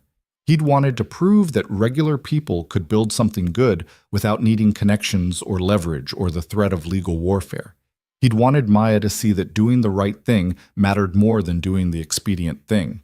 Now he wasn't sure what lesson she was learning. Maya, for her part, seemed less conflicted. She'd taken to visiting the diner after school, doing homework in the corner while workers installed counters and built out the kitchen. Nora stopped by most afternoons, sometimes in expensive suits from morning meetings, sometimes in jeans looking like she'd just rolled out of bed. The two of them had formed an unlikely friendship. Nora would help Maya with math homework, and Maya would tell her about the drama at school with the brutal honesty only kids could pull off. "Joey's still being a jerk," Maya said one afternoon, erasing a wrong answer hard enough to tear the paper. "What's she saying now?" Nora asked. "That you're only being nice to us because Dad's good looking." Nora laughed, a sound Ethan had heard maybe twice since she'd revealed who she was. "Is that so?" "I told her that was stupid. You're like 1,000,000,000 years old."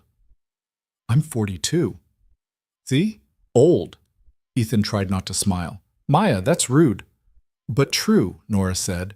She looked at Maya's homework. "You made a mistake on number 7. The equation's right, but your negative sign's in the wrong place." Maya fixed it, then looked up at Nora with the directness kids had before the world taught them to be subtle. "Do you miss your daughter?" The question hung in the air like something physical. Ethan started to intervene. That was too personal, too raw, but Nora held up a hand. "Every day," she said quietly. "Do you know where she is?" "Yes. She was adopted by a family in Minnesota. Good people, from what I can tell. She's 10 now."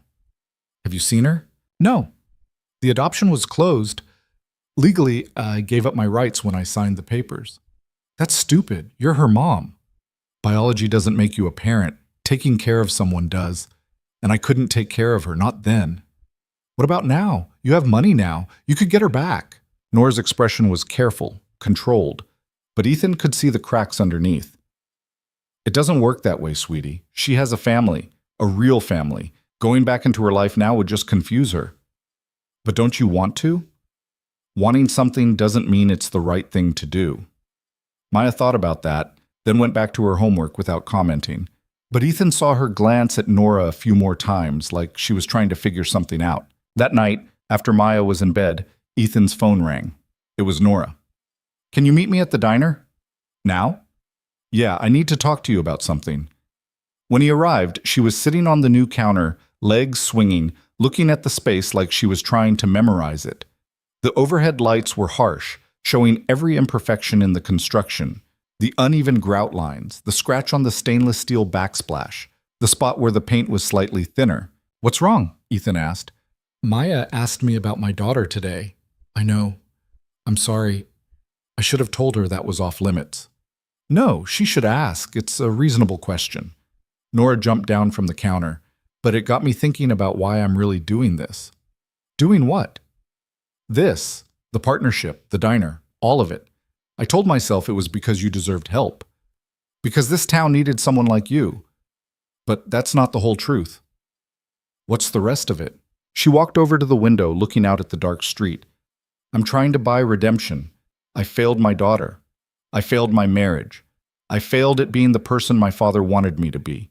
And when I ended up on the street, I convinced myself it was some kind of test. That if I could survive it, if I could find one person who saw me as human, it would prove I was still worth something. You are worth something. Am I? Or am I just a broken woman with money trying to fix her guilt by throwing cash at a stranger's problems? Ethan walked over to stand next to her. Outside, the street was empty except for a cat prowling near the alley. You want the truth? Always. I think you're both. Broken and trying. Guilty and generous. Nobody's one thing, Nora. We're all just doing the best we can with what we've got. That's disappointingly philosophical for this time of night. Yeah, well, you called me out here. This is what you get. She smiled a little. Maya asked if I was going to try to get my daughter back. What'd you tell her? That it wouldn't be fair to disrupt her life. That she's happy where she is. That being a parent means putting your kid first even when it kills you. You believe that? I have to, because if I don't, I'll spend the rest of my life wondering if I gave up too easily. They stood there in silence for a while. Then Nora said, I hired an investigator to check on her. Monthly reports, just to make sure she's okay. Her adoptive parents are good people, a teacher and a nurse. They take her camping, help with homework, show up to her soccer games. She's thriving. And that's enough for you? It has to be. But what if it's not? Nora turned to look at him.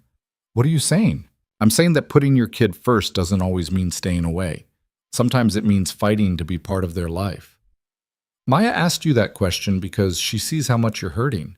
Kids notice that stuff. I can't just show up after 8 years and expect her to want me back. No, but you could start small. A letter. Let her know you exist, that you think about her, that you're sorry. Let her decide if she wants contact. What if she doesn't? Then at least you tried. And someday when she's older, she'll know you cared enough to reach out. Nora looked like she was going to argue, then stopped. When did you get so wise about parenting? Trial and error, mostly error. Maya's lucky to have you. I'm lucky to have her. She keeps me honest. Nora pulled out her phone and stared at it for a long moment, then put it away. I'll think about it. That's all I'm asking. But as Ethan drove home, he wondered if he'd overstepped. Nora's relationship with her daughter wasn't his business. He was her business partner, not her therapist. Pushing her to make contact might do more harm than good. Then again, Maya had asked the question for a reason, and Maya had a way of cutting through bullshit to get to the heart of things. Maybe some risks were worth taking. The diner opened 6 weeks later on a cold January morning. The place looked nothing like Ethan's original vision. It was better. Nora had hired a designer who understood the concept of comfortable without making it look cheap. The booths were real leather, worn enough to feel lived in. The counter had the right amount of shine. The kitchen was professional grade but visible from the dining room, so customers could watch their food being made. It looked like a place people would want to come back to. The opening had been advertised in the local paper and on social media. Ethan had expected maybe 20 people to show up. Instead, there was a line out the door by 7 in the morning. Some came out of curiosity. Some came because they'd heard the story. Billionaire opens diner, partners with formerly homeless woman, takes on the business association, and wins. Some came because the food was supposed to be good and the prices were fair. Dale Kramer didn't come. Neither did most of the business association members. But their absence was noticeable in a way that felt like victory. Ethan worked the counter while Nora handled the register. Maya was supposed to be at school, but she'd convinced them to let her skip for the opening. She sat at the end of the counter, greeting customers and telling anyone who'd listen that she'd helped pick out the paint colors. By noon, they'd served 200 people. By closing at 9, they'd gone through 3 times the food Ethan had ordered. The kitchen crew was exhausted, the servers were running on fumes, and the register had more money than Ethan had seen in one place in months. After the last customer left, Nora locked the door and leaned against it. "We did it," she said. "We did. I mean, actually did it. This place works." Ethan looked around at the dirty plates waiting to be bussed, the crumbs on the floor, the coffee stains on the counter. It was a mess. It was perfect. "Yeah," he said. "It does." Maya was asleep in a booth, her head on her backpack, completely wiped out. Ethan picked her up, and she barely stirred, just mumbled something about needing more napkins, and went back to sleep. Nora walked them out to the truck. The street was quiet now, the neighborhood settling in for the night. "Thank you," Ethan said. "For what?" "For this. For believing in it. For being stubborn enough to test an entire town just to find one person who'd treat you decent. You made it easy." "I really didn't. I was just trying not to be an asshole." "That's rarer than you think." He settled Maya in the passenger seat and buckled her in. When he turned back, Nora was holding an envelope. "What's this?" "Profit share from today. 50-50, like we agreed." Ethan looked at the envelope but didn't take it. "We just opened. Let's make sure we're actually profitable before we start dividing money."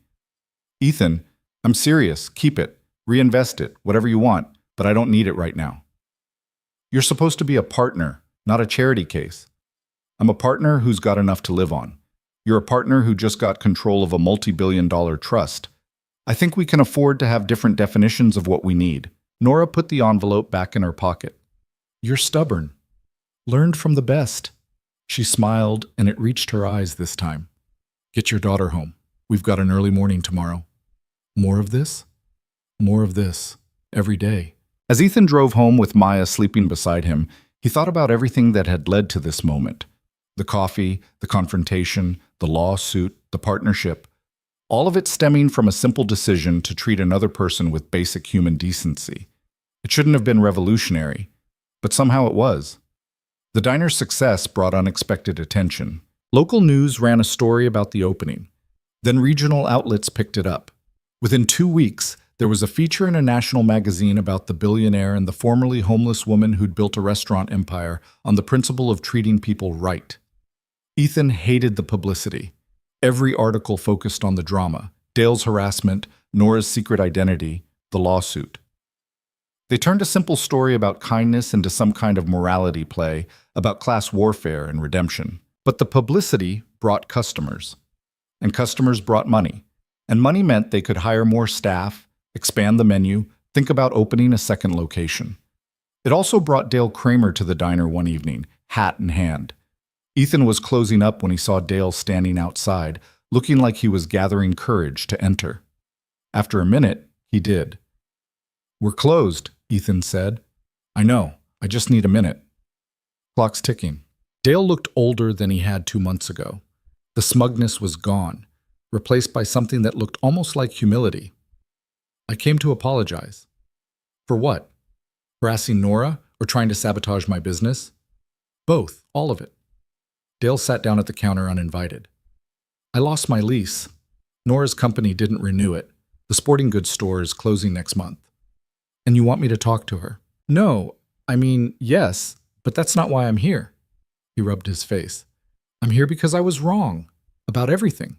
About you, about that woman, about what this neighborhood needed. I thought I was protecting something valuable, but really, I was just protecting my own position." "You were protecting your ego." "Yeah, that too." Dale looked at him. "For what it's worth, I'm sorry. I don't expect forgiveness. I just wanted you to know." Ethan leaned against the counter. Part of him wanted to tell Dale to get out, that his apology was too little too late. But another part remembered what he'd told Maya, that being better meant not becoming the thing you were fighting against. "I'll talk to Nora," he said.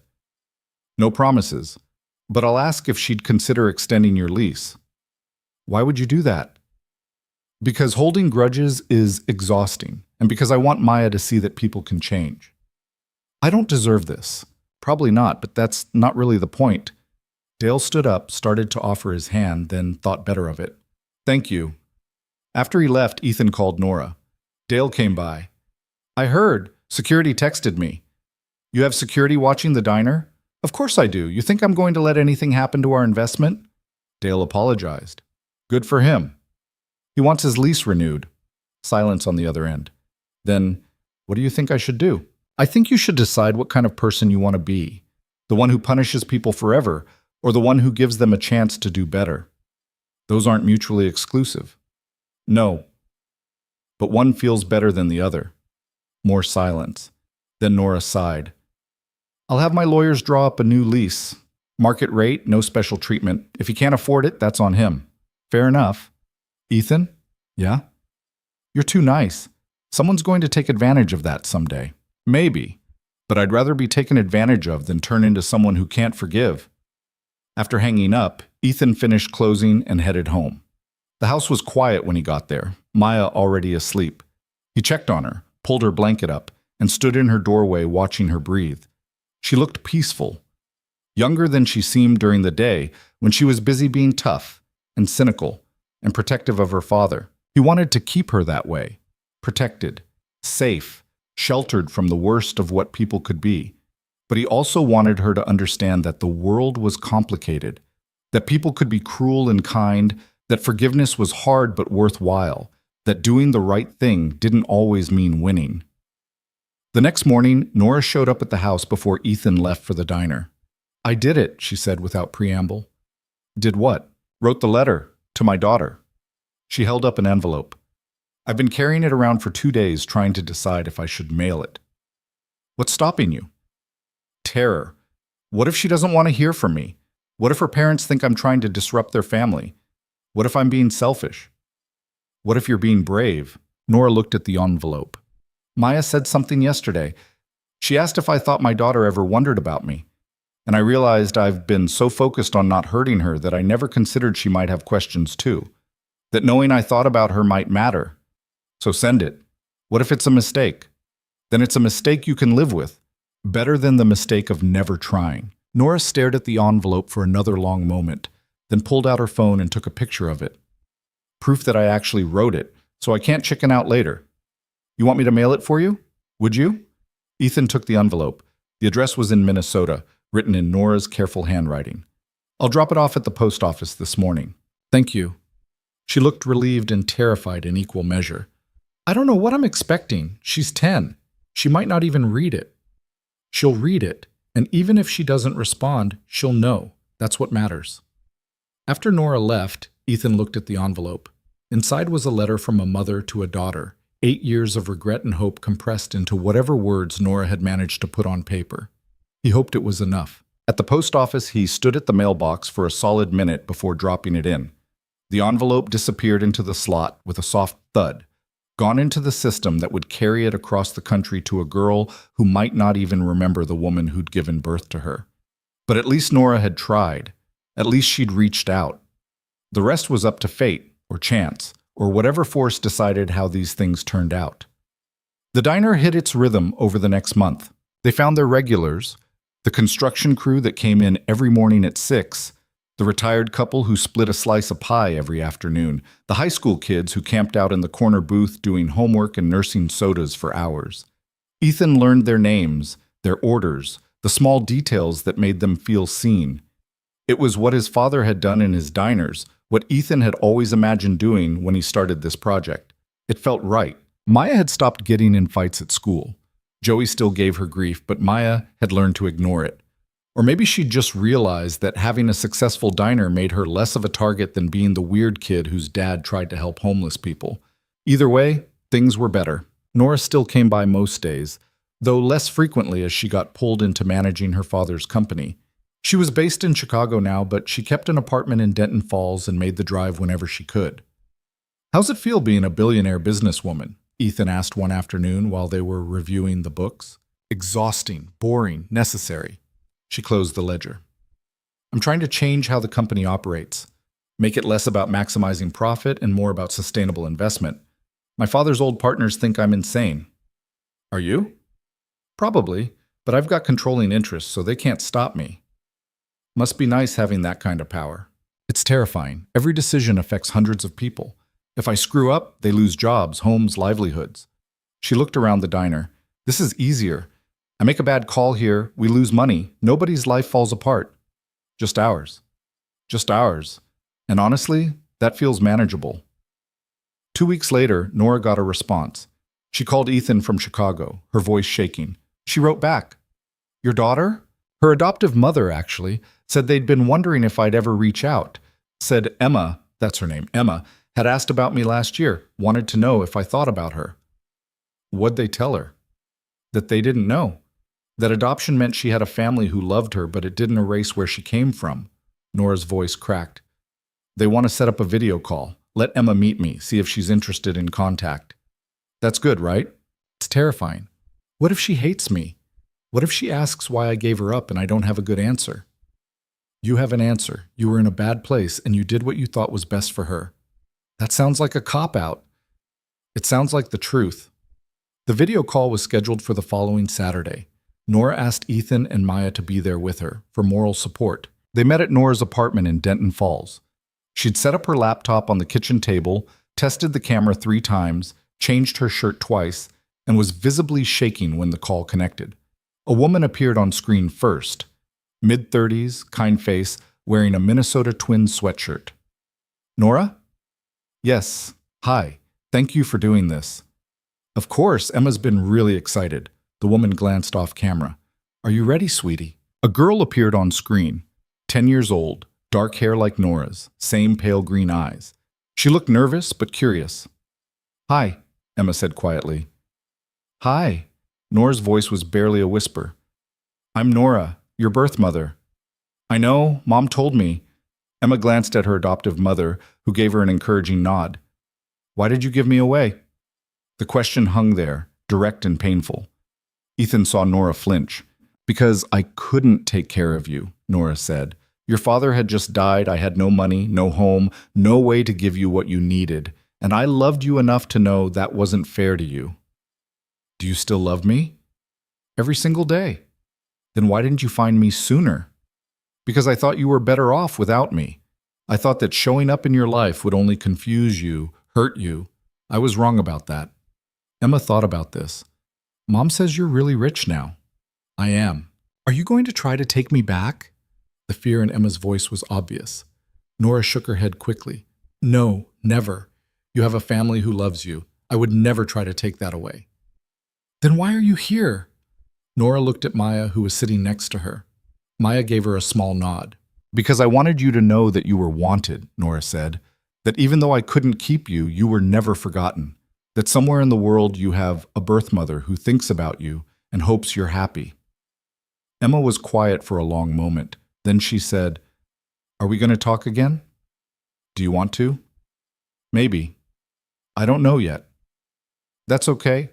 You can take all the time you need. If you want to talk again, your mom has my number.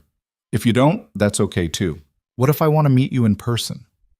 Nora's expression broke into something between hope and terror. Then I would love that. Whenever you're ready. They talked for another 20 minutes. Small talk about school, Emma's soccer team, the weather in Minnesota versus Illinois. It was awkward and stilted and beautiful. When the call ended, Nora sat staring at the blank screen. You did good, Ethan said. I almost cried like 5 times. She noticed. I think she liked that you cared that much. Maya, who'd been quiet the whole time, walked over and hugged Nora. She seems nice. Yeah, she does. Do you think she'll want to see you again? I don't know, but at least now she knows I exist. That's something. It was more than something. It was the beginning of something that might, with time and patience and a lot of awkward conversations, turn into a relationship, not the mother-daughter bond Nora had lost. But maybe something new. Something built on honesty instead of biology, on choice instead of obligation. As they left Nora's apartment, Maya looked up at Ethan. Dad? Yeah? I'm glad you gave her that coffee. Me too, kiddo. Do you think things happen for a reason? I think we make reasons out of the things that happen. But yeah, sometimes it feels like there's a plan. Then maybe the plan was for Nora to find us, so she could be brave enough to find Emma. Ethan pulled his daughter close as they walked to the truck. Maybe you're right. And maybe, just maybe, that was the point of all of it. The coffee, the fight, the partnership. Not the diner or the victory over Dale or the money, but the fact that one small act of kindness had created a chain reaction that brought a mother and daughter back into each other's orbits. That felt like something worth fighting for. Spring came to Denton Falls slowly, like the town wasn't sure it deserved good weather after the winter had put everyone through. The diner had been open for 4 months now, and the rhythm of the place had settled into something comfortable. Morning regulars knew Ethan would have their coffee ready before they sat down. The lunch crowd trusted that the soup would be homemade and the portions would be generous. Evening families came because their kids felt welcome and the noise didn't bother anyone. It wasn't fancy. It wasn't revolutionary. It was just a place where people felt like they mattered. Ethan was wiping down the counter one Tuesday morning when Dale Kramer walked in. He'd been coming in once a week since his store closed, always ordering the same thing, black coffee and a slice of toast. He never stayed long, never made conversation beyond the necessary pleasantries. Today, he sat down and looked uncomfortable. "Need to talk to you about something," Dale said. Ethan poured his coffee. "Listening. I'm leaving Denton Falls, took a job managing a sporting goods chain downstate. Corporate gig, decent pay, nothing special." "Congratulations. Don't patronize me, we both know I'm running away." Ethan set the coffee pot down. "Why tell me? Because I need to say something before I go. And if I don't do it now, I never will." Dale wrapped his hands around the coffee cup. "You were right about everything. I spent years thinking this town belonged to me and people like me, that we got to decide who was worthy of being here. And when you showed up treating some homeless woman like a human being, it threatened that whole world view. I didn't do anything special. That's what made it worse. You just acted decent, and it highlighted how shitty the rest of us were being." He took a sip of coffee. "I've been thinking a lot about that morning you told me to fuck off. You looked at me like I was nothing, like my opinion, my position, my connections. None of it mattered because I'd failed the one test that actually counted. Which was treating people right when nobody's keeping score." Ethan leaned against the counter. Outside, the street was waking up. A mother walking her kid to school, a jogger with headphones, a delivery truck making its rounds. Normal life, the kind that happened whether you paid attention or not. "You didn't fail forever," Ethan said. "You failed once. Then you apologized and did better. That counts for something." "Does it? Because I still lost everything." "You lost a lease and some pride. That's not everything." Dale laughed, but it was hollow. "Easy for you to say. You've got this place, a partner who's worth billions, a daughter who thinks you hung the moon. What I get? A corporate job and a reminder that I'm replaceable. So make yourself irreplaceable. Be the guy who treats his employees decent, who fights for fair wages and honest business practices. Use what you learned here." "You really believe people can change that much?" "I think people change when they decide the cost of staying the same is too high." Ethan refilled Dale's coffee. "You came in here every week knowing everyone saw you as the guy who lost. You could have slunk away, disappeared, started over somewhere nobody knew your history. Instead, you showed up. That takes guts. Or stupidity. Maybe both. But I'll take someone who's brave and stupid over someone who's smart and cruel any day." Dale finished his coffee in silence, then stood up and put money on the counter. "For what it's worth, I hope this place lasts. It's better than anything I would have built." He left without looking back, and Ethan watched him go with the strange satisfaction of knowing that some battles didn't need winners and losers, just people figuring out how to live with what they'd done. Nora called that afternoon while Ethan was prepping for the dinner rush. "Emma wants to visit." He nearly dropped the knife he was holding. "Visit here?" "Her parents are okay with it. They're planning a trip through Chicago in June, thought they'd swing by Denton Falls for a day. Let Emma see where I've been spending my time." "How do you feel about that?" "Terrified, excited, convinced I'm going to screw it up somehow." A pause. "Will you be there?" "I know that's asking a lot, but I think I need backup in case I freeze up or say something stupid." "Of course. Maya will want to meet her too." "Is that weird having them meet?" "I don't think so. They're both smart kids who've had to deal with complicated family stuff. They'll probably get along fine." Nora was quiet for a moment. "Thank you for everything. I know I say that a lot, but I mean it. None of this happens without you handing me that first cup of coffee." Pretty sure you would have survived without my coffee. Survived, yeah. But I wouldn't be here. Wouldn't have the courage to face my daughter or run my father's company or believe that I was worth more than the worst things that happened to me. Ethan didn't know what to say to that. The weight of being someone's turning point was heavier than he'd expected. You did the work, Nora. I just showed up at the right time. Maybe, but showing up matters. After hanging up, Ethan thought about that phrase. Showing up matters. It sounded simple, almost trite. The kind of thing people put on motivational posters next to pictures of sunrises. But it was true. He'd shown up with coffee. Nora had shown up to her daughter's life. Dale had shown up to apologize. Maya showed up every day choosing kindness, even when it would have been easier to be cruel. All of it was just showing up and trying to do better than yesterday. Maya came to the diner after school like she always did, dumping her backpack in the corner booth and raiding the kitchen for whatever leftovers the cook would give her. Emma's coming to visit, Ethan told her. Maya's eyes went wide. When? June. Just for a day. Are we going to hang out? If she wants to, but Maya, this is a big deal for Nora. Emma might be nervous or overwhelmed or not want to talk much. We need to give her space. I know. I'm not going to be weird about it. She paused. What if she doesn't like Nora? Then that's something they'll have to work through. But I think she will. Nora's trying really hard to do this right. Good. She deserves something good. Out of the mouths of children. Again. The weeks leading up to Emma's visit felt like watching someone prepare for the most important job interview of their life. Nora repainted her apartment, bought new furniture, practiced conversations with Ethan about topics 10-year-olds might care about. She was a mess of nervous energy that would have been funny if it wasn't so clearly rooted in fear of rejection. The day they arrived, Nora met them at the diner. Emma's adoptive parents were exactly as they'd seemed on the video call. Warm, grounded people who clearly loved their daughter and wanted what was best for her. They introduced themselves as Karen and Tom, shook hands with Ethan, and then stepped back to let Emma and Nora have their moment. Emma looked different in person, taller than she'd seemed on screen, more sure of herself. She walked right up to Nora and studied her face like she was memorizing it. You look like the pictures, Emma said. What pictures? Mom found some old ones online from when you worked in Chicago. You had shorter hair. Yeah, that was a long time ago. Emma nodded, still studying her. Do I look like you? A little. You have my eyes, but you look more like your father. The one who died?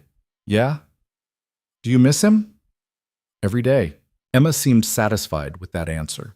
She looked around the diner, taking in the booths and the counter, and the kitchen visible through the window. This is yours. Mine and Ethan's. We're partners. Mom says you're really rich. Why would you work at a diner if you're rich? Nora crouched down to Emma's level. Because being rich doesn't mean anything if you're not doing something that matters. This place matters. Why? Because it's proof that people are worth treating right even when they can't pay you back. Even when nobody's watching. Even when it's hard. Emma thought about this. Is that why you wrote to me? Because you thought I was worth it? No. I wrote to you because I needed you to know that giving you up was the hardest thing I ever did. That it wasn't because I didn't love you, and that no matter what happens, you were wanted. Tears were forming in Emma's eyes, and she blinked them back with the determination of a kid who didn't want to cry in front of strangers. Can I hug you? Nora's voice broke. Please. They stood there in the middle of the diner, holding each other while Karen wiped her own eyes and Tom looked away. Ethan felt Maya slip her hand into his and squeeze. That's nice, Maya whispered. Yeah, it is. They spent the day together, Nora showing Emma around Denton Falls, telling her stories about the fight to open the diner, introducing her to the regulars who'd become like family. Emma was quiet at first, but she warmed up as the day went on, asking questions and laughing at Nora's jokes and slowly letting her guard down. Maya attached herself to Emma immediately, dragging her around the diner and showing her the tree in Ethan's backyard that she'd named Gerald. The two of them climbed it together while the adults sat on the porch watching. They look happy, Karen said. They do, Nora agreed. Emma asked if she could come back this summer. Stay for a week, maybe, if that's okay with you. Nora looked at Karen with barely contained hope. Really? She's been asking about you since the first call. I think she needs this. Needs to know where she came from, who you are. We can't give her that. I don't want to confuse her or make her feel torn between families. Tom leaned forward. Nora, Emma's a smart kid.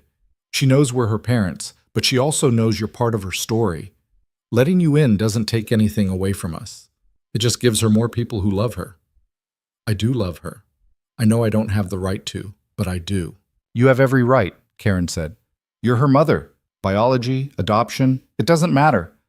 Love is what makes family. And it's pretty clear you love her. Watching Emma and Maya in the tree, laughing about something only they understood, Ethan felt a strange sense of completion. Like all the broken pieces had finally found a way to fit together, even if the picture they made wasn't what anyone had expected. That evening, after Emma's family left, Nora sat in the diner nursing a cup of coffee and staring at nothing. You okay? Ethan asked. I got to hug my daughter today. My actual daughter. Do you know how many times I dreamed about that and convinced myself it would never happen? But it did happen. Because you told me to write the letter. Because Maya asked the right questions. Because I was desperate enough to spend weeks on the street testing whether anyone would treat me like a human being. She looked at him. That's insane, right? The fact that any of this worked? Little bit, but the best things usually are. I don't know how to thank you. You already did, by showing up, by being honest with Emma, by being the kind of partner who actually gives a shit about this place. We make a good team. Yeah, we do. Nora set down her coffee cup.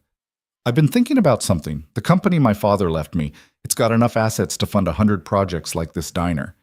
And I keep asking myself what I'm supposed to do with all that power. What'd you come up with? That I want to build more of these. Places where people matter, where someone struggling can walk in and be treated with dignity, where the only thing that counts is showing up and being decent. That's ambitious. It's necessary. There are Denton Falls all over this country, places where the Dale Kramers of the world decide who belongs and who doesn't, places where being poor or homeless or different means you're invisible. She looked around the diner. I want to prove they're wrong. Want to build enough of these places that people start to believe kindness isn't a weakness. You really think one diner at a time can change the world? I think one cup of coffee at a time almost saved my life. So yeah, I think it's worth trying. Ethan felt something shift in his chest. This wasn't just about the diner anymore. It was about taking what they'd learned, that people were worth seeing, that systems were broken, that small acts of decency could ripple outward in ways you couldn't predict, and scaling it up until it couldn't be ignored. Count me in, he said. You sure? It means more fights like this one, more Dale Kramers, more people telling us we're naive or stupid or wasting our time. Yeah, well, I've gotten pretty good at telling people to fuck off, Nora laughed. That you have. They shook on it right there in the empty diner, two people who'd started as strangers and become something closer to family. Partners in the truest sense, not because they needed each other, but because they'd chosen each other. The summer brought changes. Emma visited for a week in July, and Maya appointed herself tour guide/best friend. They were inseparable, climbing Gerald, helping at the diner, staging elaborate games in the backyard that involved intricate rules only they understood. Watching them together, Ethan saw Maya bloom in ways she hadn't before. She'd always been mature for her age, but with Emma around, she got to just be a kid. Nora watched it all with the careful attention of someone who didn't quite trust that good things wouldn't disappear. But as the week went on, she relaxed. Let herself believe that maybe this was real, that maybe Emma wanting to know her wasn't a fluke. On Emma's last night, the four of them sat on Ethan's porch eating ice cream and watching fireflies. Can I come back for Christmas? Emma asked. Nora looked at Karen and Tom, who nodded. If your parents are okay with it, I'd love that. And Maya can come visit us too, right? She's never seen real snow. Maya's eyes lit up. Can I, Dad? We'll figure something out. Emma leaned against Nora's shoulder, comfortable in a way that would have seemed impossible 6 months ago. I'm glad you wrote to me. Me too, sweetheart. Do you think things happen for a reason? It was the same question Maya had asked months earlier. Ethan waited to hear how Nora would answer. I think we make meaning out of what happens to us, Nora said carefully. Bad things happened to me. Losing your father, losing you, ending up on the street. I could have let that destroy me. But instead, I used it to figure out what really mattered. And that led me here. To Dad and Maya? To your dad and Maya. To this diner. To you, eventually. So maybe things don't happen for a reason, but we can find reasons in the things that happen. Emma nodded like that made sense. I'm glad the bad stuff happened then, if it brought you here. That's very wise. I know, Mom says I'm wise beyond my years. Nora kissed the top of her daughter's head, and Ethan saw her blink back tears. Later, after everyone had gone to bed, Ethan sat alone on the porch with the remains of melted ice cream and thought about the path that had brought them all here. He'd moved to Denton Falls wanting to prove that money didn't have to change you, that he could raise Maya around real people living real lives. He'd found that, but he'd also found something else. Proof that the smallest gestures could matter in ways you couldn't predict. That seeing someone, really seeing them, was an act of defiance against a world that wanted to sort people into categories of worthy and unworthy. He'd given Nora coffee. She'd given him purpose. Together they'd built something that mattered. It wasn't perfect. The diner still had slow days and difficult customers. Maya still dealt with jerks at school. Nora still had nights where the weight of her father's company and the years she'd lost with Emma felt crushing. But they showed up anyway, every day, trying to do better than yesterday. By fall, they'd started planning the second location. A diner in a struggling neighborhood 2 hours south. Same concept, same values. Nora found the building, Ethan designed the space, and they hired a manager who understood that the point wasn't just serving food, it was creating a place where people mattered. The Denton Falls Diner had become a fixture in the community. Even the people who'd opposed it initially had come around, grudgingly admitting that maybe it wasn't so bad having a place that welcomed everyone. Officer Ramirez stopped by one morning with his daughter. "Heard you're opening another one," he said. "News travels. You know what you're doing is changing things, right? Not just here, but the whole way people think about what community means." "We're just running a diner." "You're doing a lot more than that. You're proving that treating people right isn't charity or naivety. It's just good business." After he left, Ethan thought about that. Good business. Maybe that was the key, not framing decency as altruism, but as the baseline for how society should function. You didn't get points for treating people like humans. That was just the minimum requirement. Everything else was details. Maya turned 8 that November. They threw her a party at the diner, invited her whole class, including Joey. Nora brought Emma down for the weekend as a surprise, and the look on Maya's face when she walked in was worth every difficult moment of the past year. Joey's mother came too, looking uncomfortable but determined. She pulled Ethan aside while the kids were destroying a piñata. "I owe you an apology," she said. "For what?" "For being part of the problem. For talking shit about you and that homeless woman. For teaching my daughter that being different was something to mock. Joey seems better now. Because you didn't hold grudges. You let her come to this party even after all the crap she put Maya through. That taught her more about decency than anything I ever said." Ethan watched the kids running around, hopped up on sugar and chaos. "Kids learn by watching. We show them how to treat people, and they copy it. Good or bad." "Then I'm glad Maya had you to watch. And I'm sorry she had Joey watching me. It wasn't a grand reconciliation. It was just an acknowledgement that people could do better when they realized the cost of doing worse. Small progress, but progress nonetheless." That night, after everyone had gone home and the diner was quiet, Ethan sat with Nora and Maya eating leftover birthday cake. "Best birthday ever," Maya said through a mouthful of frosting. "Better than the year we went to Disney?" Ethan asked. "Way better. Emma was here," Nora smiled.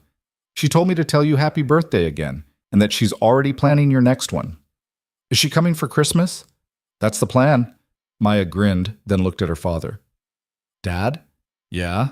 I'm glad we came here, even though it was hard sometimes." "Me too, kiddo. Do you think Mom would be proud of us?" The question caught him off guard.